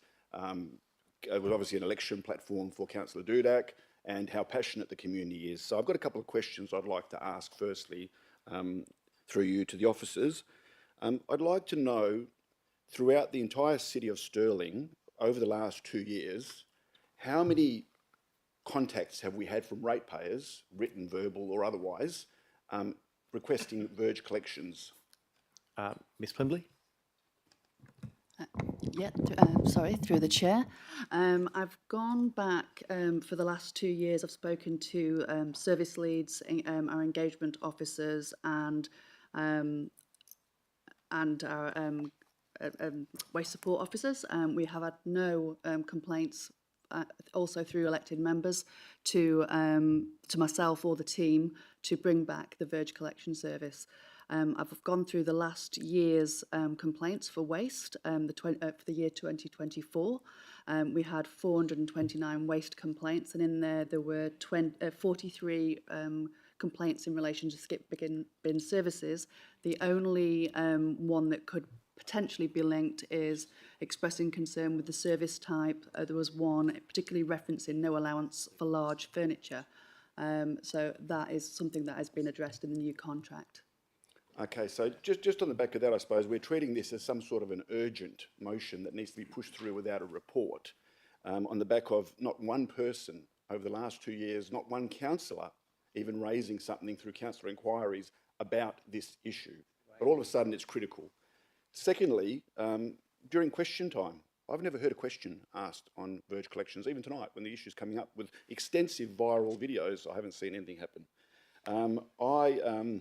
You know, through any question time, I personally, and I think each of you need to reflect yourself, is how many people have bailed us up saying we need verge collections, it's important, it's critical, we need to bring it back. As a matter of fact, we keep talking about our customer satisfaction surveys, and I believe, if I remember correctly, I think the Belga ward was one of the highest in terms of waste collection, with over 93% requirement. Putting that aside, right, so nobody's asked for it directly to us. Couple of questions I want to ask the Manager for Governance, right? Because obviously this report here has no information in it. We don't know how much this is going to cost. We don't know the resources. We know zero. All we know is we've discussed this in the past as a citywide initiative. We've got massive costs for it, and we've rejected it, right? But anyway, it's come back again, and we want to make a decision with no information, right? Zero information. In this report, I'm saying, right? The suggestion is obviously to do a report and to get that information and make an informed decision. So my questions are to the Manager for Governance. In terms of us making a decision as councillors, in terms of our councillor responsibilities, is there any responsibility for us to have full information before we make a decision, or can we just make a financial decision binding the council without knowing anything? Mr. Solence. Through you, Mr. Mayor, I think in terms of council's decision making and elected members' decision making, it's up to each individual whether or not they deem that they've got sufficient information or not. I think in terms of this particular item, the alternate that is being suggested by the officers tries to address that point. Thank you very much. And, you know, for people who've done the company's directors courses, for people who've done the financial modules in the Wagga training, you've got a financial responsibility here. You've got no information. This could cost millions of dollars. This, you know, we found out that we don't have the resources to do it within, so we'd need to go out for tender. I mean, there's so many things that we need to do here, so many decisions that need to be made, and you are making those decisions completely uninformed. Now, I don't see what the big deal is waiting till September to get a proper report and go through a process that every single councillor needs to go to with their notice of motion. Now, if this was something that was life and death and, you know, COVID emergency and we had to throw money around and make, you know, instant decisions without going through proper due diligence, I'd understand that. But I'm very supportive of this going through a proper process for us to get a proper report with all of the information so that we understand, rather than make a decision that tells us nothing. This report tells us nothing, zero information. Now, you can talk about the past and past reports, but those past reports have recommended we don't do it. Those past reports have said it'll cost a lot of money. Those past motions have failed. So if you're going to look at the past, then obviously you can't support this motion. I'm not against the idea of looking at this, but I think we do need to do it properly. And so from my perspective, I can't, in true honesty, make a decision with no information that binds this council and binds the staff to a financial commitment that could be worth millions of dollars, and I don't know how many other resources, with no information, and I'll just leave it at that for now. Thank you. Thank you. I'll get the Deputy Mayor.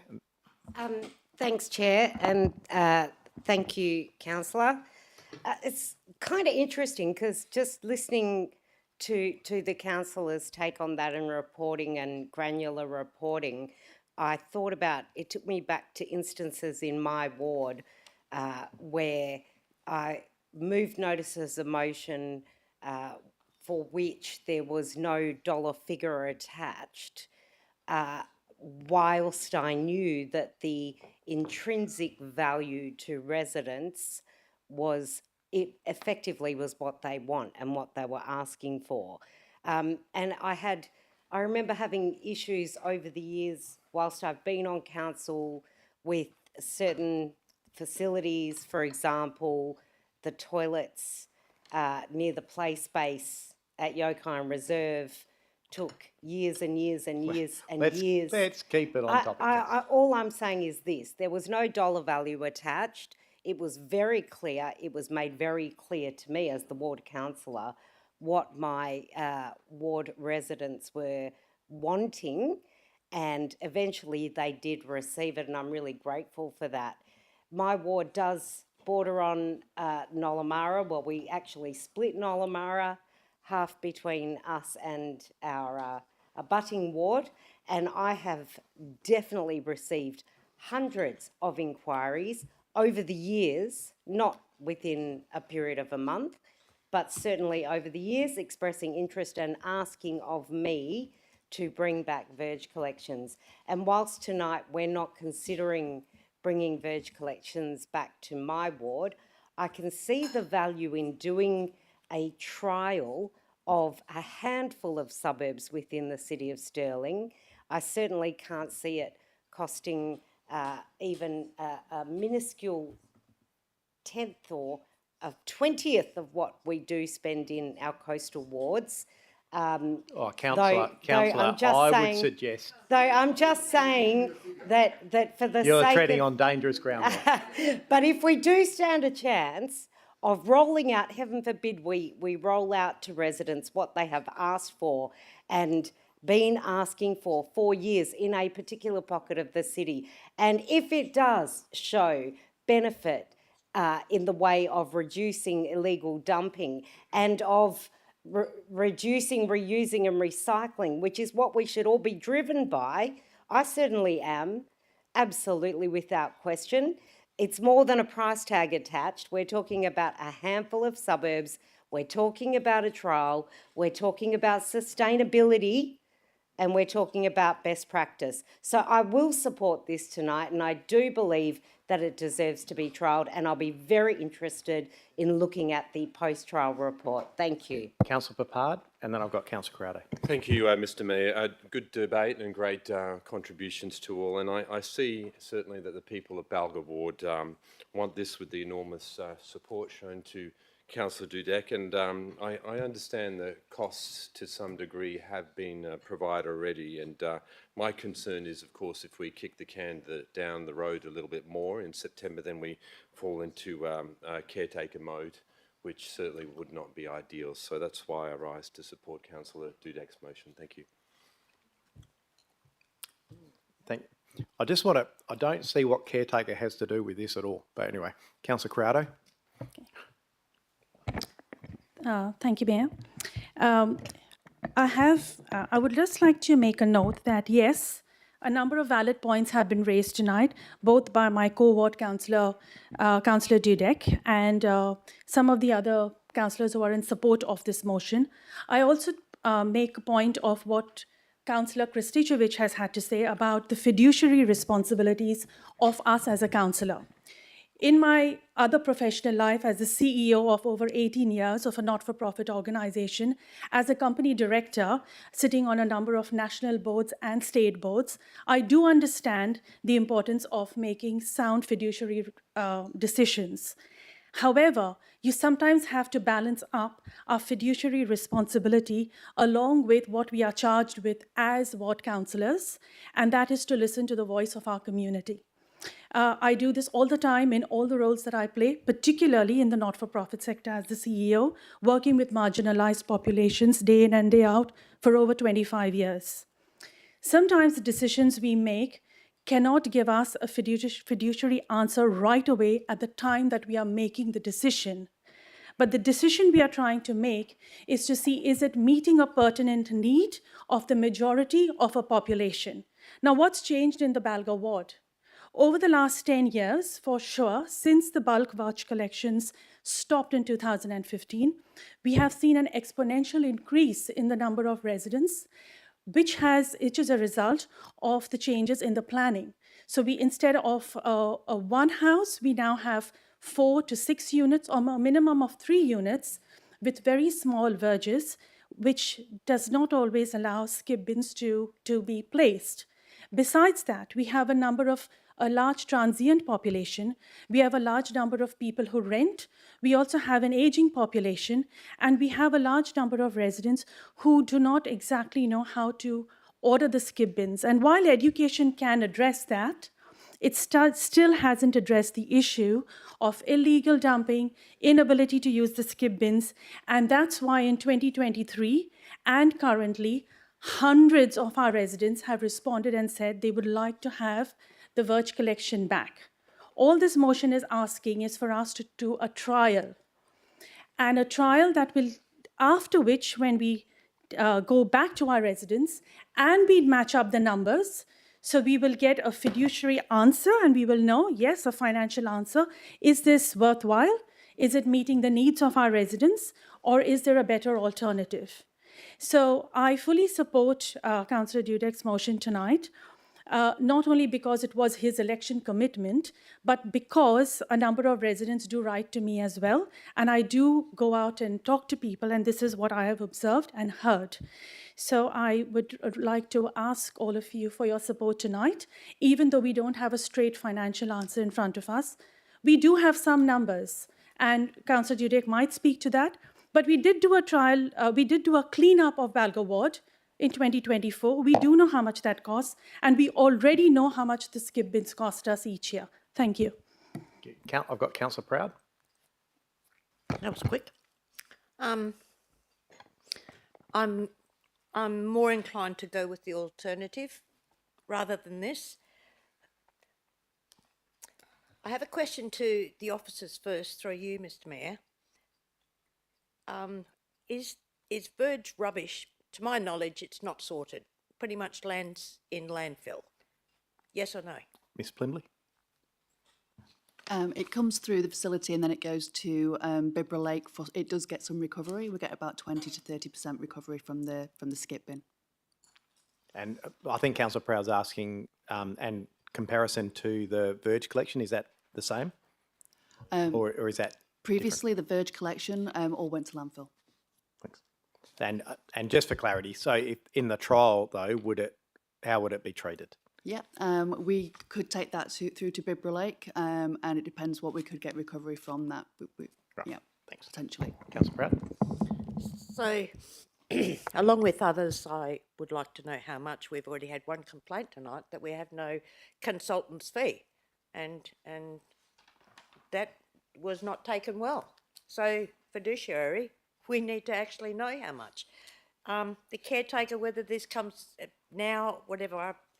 As I mentioned, I think last night, I think this is premature. My other point that I want to make is, Councillor Dudek came to council full steam about waste. He only spoke rubbish all the time. So here we are, we've done a major clean-up of Balga. That was kind of funny, come on. Don't take it personally. We've done a major clean-up of the Balga suburbs, 4 of them. And of course, you know, within weeks it was all back. Nobody's learning anything. But now we're looking at a verge collection. It's gone out on YouTube. I'll have to have a look at that. And Facebook and all the social media stuff, and everybody's going ape about, oh yeah, we really need it. So what's going to happen next year? Councillor Dudek, what is going to happen next year? Got to do it again because this is what they're getting used to. There's a reason. July 15, we quit that. And the reason we quit doing verge collections was nothing to do with council or officers. It was basically the community out there abusing us and demanding that we do something about the Beirut war zones in our streets. Now, they use that term, not me. I'm just repeating it. This happened over and over again. This is why, yes, council caught the brunt of that, and we took it to officers and said, for goodness sake, we need to have an alternative. And they provided that alternative. And that was with the 3 bins as we've got, dividing up, doing the very best we can to separate our rubbish and do the responsible thing, and also with the on-demand pickups. So we all know what they are, and this is all in line with the waste strategy. The WA government's waste strategy, which we need to be following. We don't need to be going backwards decades. It might suit other people to come and throw all their rubbish on our streets, and then you get, oh, guess what? Balga, Stirling, hey, they've got a verge collection. We'll all come down from Joondalup and come over from Bayswater. That happens all the time, trust me. That's what was happening all the time, and our parks were getting full of other local governments' mess. They used the opportunity. Now, that's a rhetorical question. What's going to happen next year, Councillor Dudek? You're going to have to do the same YouTube, social media, rage. I mean, this is getting really old. We have moved on. We're trying to be sustainable. Let's get with the game. Let's educate our residents and say, no, we can't keep doing this. They will understand.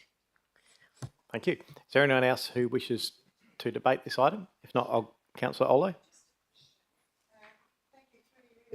Mayor, to the officer.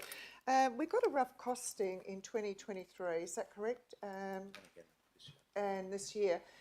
The cost of this verge collection, I think that's what's on the table for a report and everything. Has the cost gone up that much more for this verge collection? Miss Plimley, could you just give us any information? I guess what the councillor's asking is one, have you got a rough idea what this would cost, what sort of resourcing and how it would be done? Yes, through the chair. The costing that were prepared for the August 23 report was for if the services were completed in-house, so it was based on what the cost would be for use of our resources, skid steer, rear loaders, etc. We no longer have that equipment in-house to be able to carry out that service, so we would have to outsource. So it was to give indicative costs at that time. We would now go out to market and get a cost. Have you got any idea what those are, Miss Plimley? I don't at the moment, no. We would need to go out and test and check if there is interest there for a trial. And just for clarity on the actual question, that the 23 costs that you mentioned that were in-house. That was the 640,000. Yeah, thank you. Councillor Ola? That's all. Is there anyone who'd like to, if not, I'll get Councillor Dudek to close debate. Thank you so much, Mr. Mayor, and I thank councillors for their input here, as well as the strong support you've shown me during my time on council. Now, I'll just briefly, and I don't mean to say correct, but through the mayor, the figure was 620,000 for running a verge collection, not 640,000. Now, this is the cost of a verge collection if it were done in lieu, in conjunction with skip bins. There's also a figure in that report that there'd be savings of 480,000 if it were done in lieu of skip bins, which would leave a net cost of 140,000. And I think that's the best way to think of the cost of this trial. When you've got one verge collection and one skip bin running side by side, it's almost as if you could annualize the two, and that would leave that net cost of 140,000 spread over 2 years, which would be 70,000 per year. And as I've said before, I've spoken a lot about this on council and raised previous motions to gather information on our waste systems. And there was some value in this. Like many of you here, I was disappointed with the lack of information provided in the agenda today. However, I believe we've already received much of the necessary information required to move forward. And part of that costing that I've just laid out is the reason for it. That 620,000 minus the 480,000 leaves that extra net cost of $70,000 a year. That was in 2023. I understand costs have slightly gone up since then. Reasonable to expect 10% if it's done by a contractor, perhaps reasonable to expect a tiny bit more on top of that as well. But I don't think it'll blow out. I think it's very manageable within our operational budget. Now, this is actually exactly what we received yesterday. So to say these costings are out of date, 1 year ago today, 12th of August, 2024, I raised a motion that was passed by council to receive costings on all these different trials.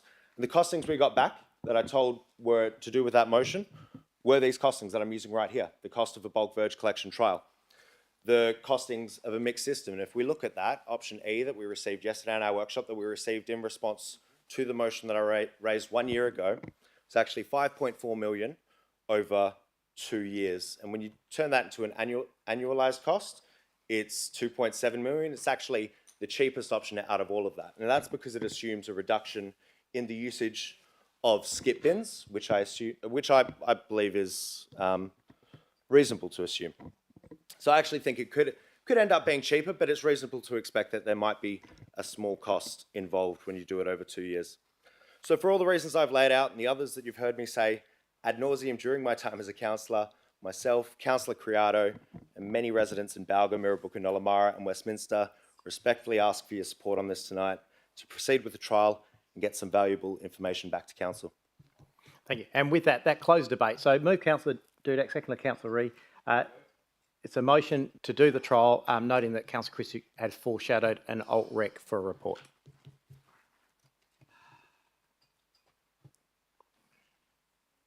Thank you. And that motion is carried.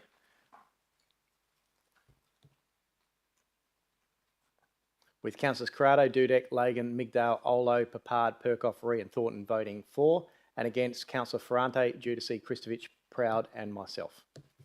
Thank you, councillors. I'll go on to item 14.2, proposed notice of motion. Councillor Ree. Yes, please. That a report be presented to the 16th of September Community and Resource Committee meeting detailing the costs associated with the city's current biannual ward news publications and any other possible alternative opportunities to reduce costs while improving the city's communication on city events, activities through other media channels and local newspapers. And the reason being, as stated up there, is that a lot of people don't believe that they get the information. It seems more people, they're not going to their letterboxes anymore because there's no mail, they're doing a lot of things on their phone, but they do tend to actually read local newspapers. A lot of people don't have the internet, and if you're like me, every time it rains, Telstra disappears.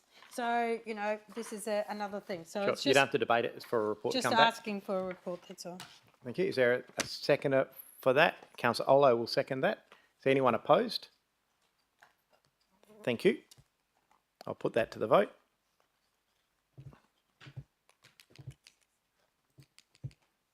That is unanimous. Thanks, councillors. Item 15, notice of motion for consideration at the next meeting. Councillor Kristovich.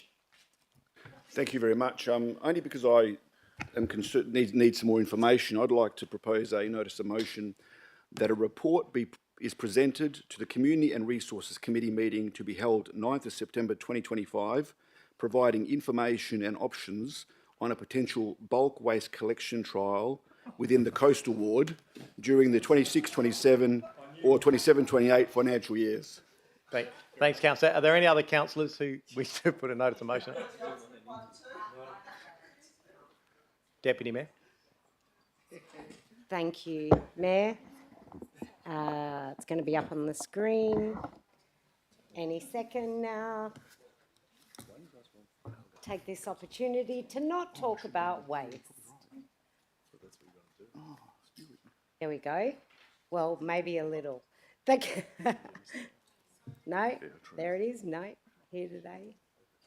That council approves the 3-month trial commencing in April 2026 of the kitchen caddy and compostable rubbish bag components of the Food Organics and Garden Organics system in the suburb of Cobinia, with a report evaluating the outcomes of the trial to be presented to council no later than September 2026. Thank you. That's all we need. Is there any other notice of motions tonight? Councillor Ree. Yes, please. That a report be presented to the 18th November 2025 Community and Resource meeting on the number of crossing suburb locations. I think we're missing a word. And the cost of painting either side of the white crosswalks pedestrian road crossings red in order to make it more visible to both pedestrians and all road users and potentially reduce road accidents because of the increase of electric scooters, gophers, etc. They're not actually being seen, and this is actually being highlighted in other places in Western Australia and also in the eastern states, that the red on the white background, other than the black on the white, seems to be highlighted. Save for the debate. Just in case the staff want to know and look that up somewhere. Yeah, where? Just out of interest. Yeah, I've never seen it. There's a red one in, was it Shetton Park, Subiaco, somewhere over there. Councillor Proud, you've got one? Yes. that a report gets returned to, I guess, CNR on the cost of printed agendas and minutes. Really? Councillor Perkoff? Is there any other notice motions for another meeting? Thank you. Item 16, questions by members. I have nil. Item 17, new business of an urgent nature. I have nil. Item 18, matters behind closed doors. I have nil. Brings us to item 19, which is closure of the meeting. I declare the meeting closed at 8:24 and bid those viewers at home good night. Thank you to those members of the gallery who are still with us, and good night to you. Thank you, councillors. Thank you, officers.